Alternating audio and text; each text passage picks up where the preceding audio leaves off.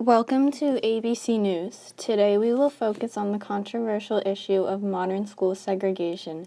Brown versus Board of Ed was a huge turning point for school segregation in that it made it illegal, but it still exists in complicated ways, even though it is not written in the law.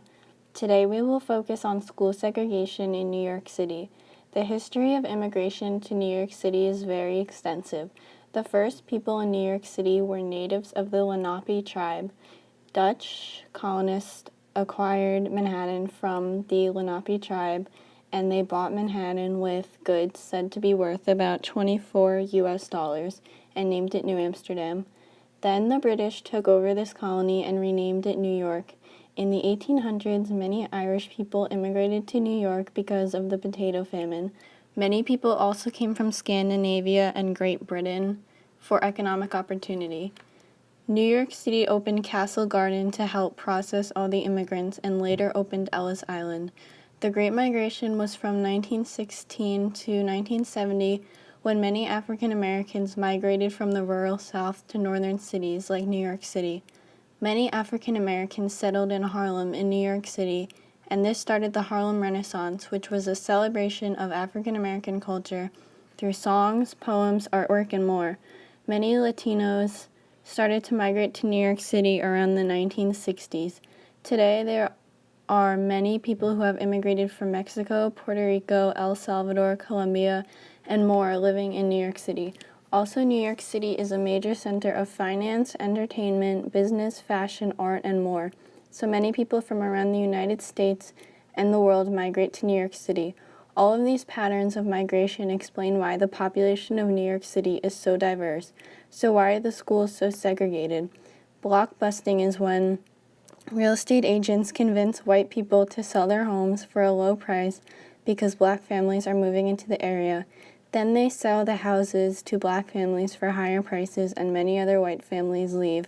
Redlining is when bankers mapped out areas in red lines where they did not want to give loans because they feared they would not be paid back. Usually these areas in the red lines had minority races like African Americans and Latinos of low income. Many of these lines were drawn by racist people. Today, redlining is considered illegal. Many of these areas that were redlined were ghettos, which is a word used to denote a section of a city in which members of any minority group live because of social, legal, or economic pressure. Also, many of these areas were ethnic enclaves, which is a neighborhood, district, or suburb which retains some cultural distinction from a larger surrounding area. This map shows many different ethnic enclaves in New York City. Many ethnic enclaves in New York City include Little Bangladesh, Colombia, the Dominican Republic, Greece, Guatemala, El Salvador, Jamaica, Syria, and more.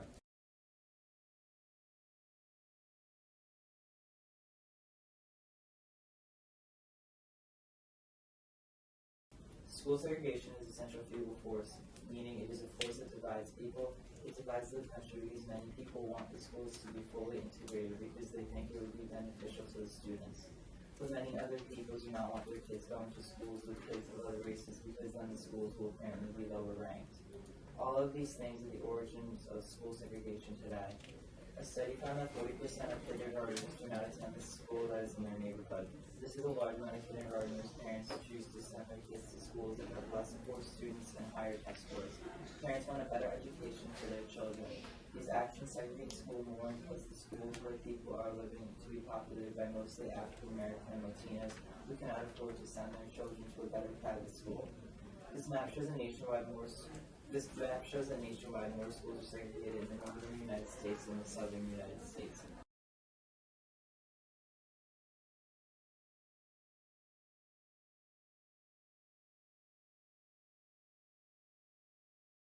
The black color shows that 80% or more of white kids are living in majority white schools, and the lightest blue is where 20% or less of the white kids living there attend majority white schools. This map shows the segregation of schools in New York City.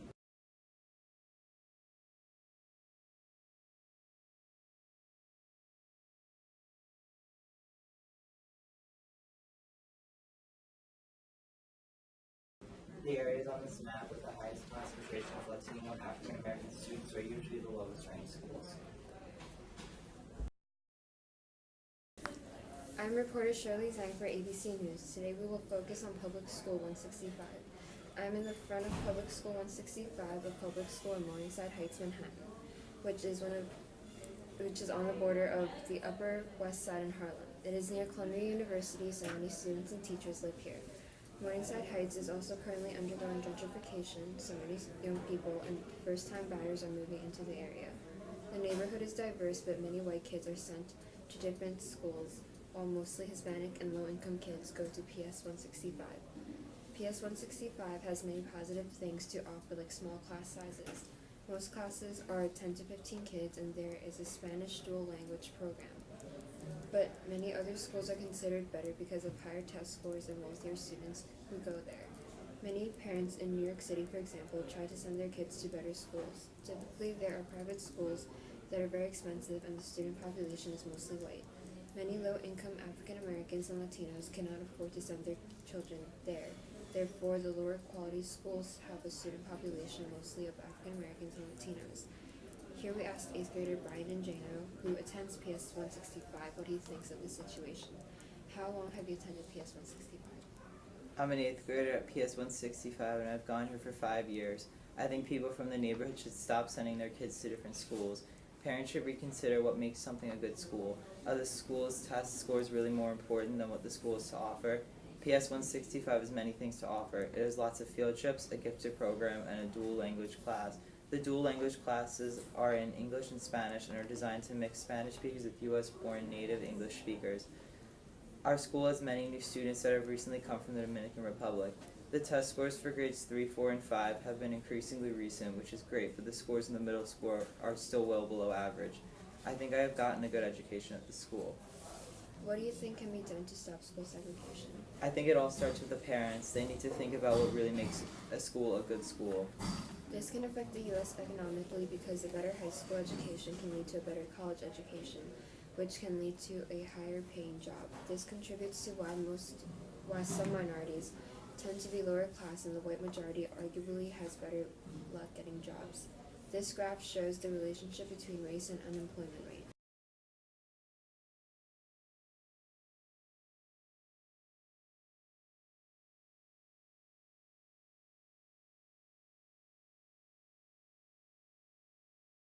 It shows that the unemployment rate is higher for black people than it is for white people. This means that black and Latino people have more trouble finding jobs than white people do. This is more than a 7% difference between the rates between the two different races. We are here with expert human geographer and math king Brian Ingeno.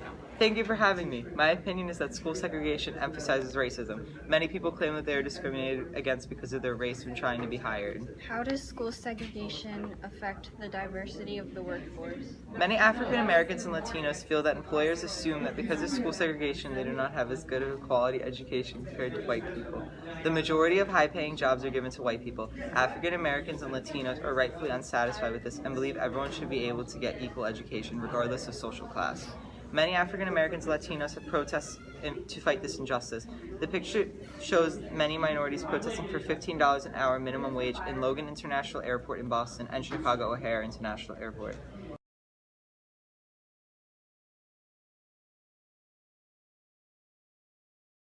To fix this, we need to make sure everyone has the same quality education.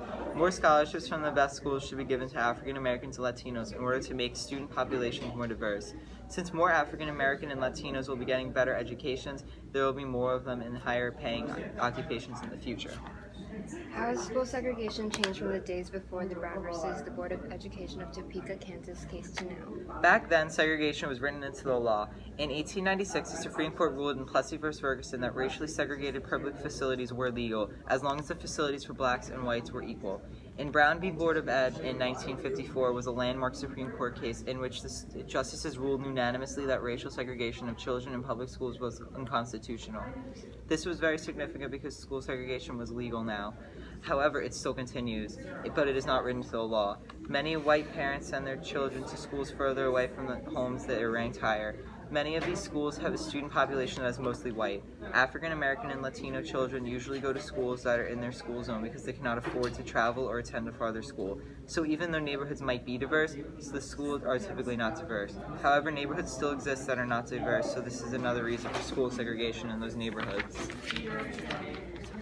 How successful has the transition from segregated to integrated schools been? It has been somewhat successful. The problem is that the Brown v. Board of Education case gave a great verdict, but no plan on how to integrate schools in a successful way, because the schools are not fully integrated today. How does school segregation affect every student?